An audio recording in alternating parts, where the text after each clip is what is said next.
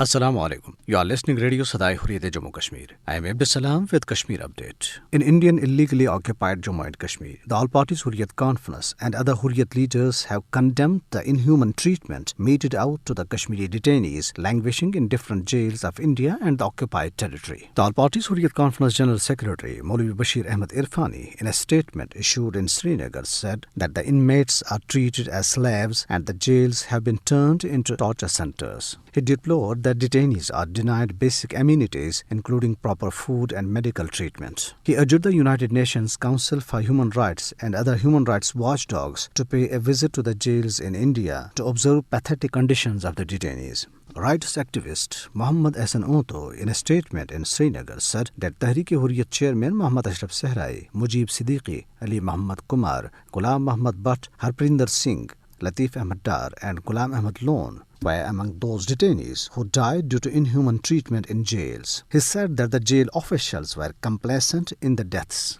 Hurriyat leaders Khwaja Firdos, Muhammad Yusuf Naqash and Abdul Samad Inqalabi have said that India has converted Indian illegally occupied Jammu and Kashmir into a military garrison. They warned that the unresolved Kashmir dispute is posing a threat of war between two nuclear-armed India and Pakistan. Political analysts have said that deliberate targeting of innocent civilians in Indian illegally occupied Jammu and Kashmir manifests that Indian forces are highly unprofessional and unethical. They maintained that preferential promotions are common in Indian armed forces, and more an officer is indoctrinated with the Hindutva ideology, more he is likely to get promotion. They said that General Bipin Rawat was promoted as first Chief of Defence Staff because of his support to Hindutva ideology. The analysts said that the Indian Army has been politicized to an extent that BJP leaders openly refer to it as Modi ki Sena. Former Lieutenant General of Indian Army H.S. Panag says politicization of army is a worrying trend and top brass of the army is getting too closely identified with religion and the ruling BJP.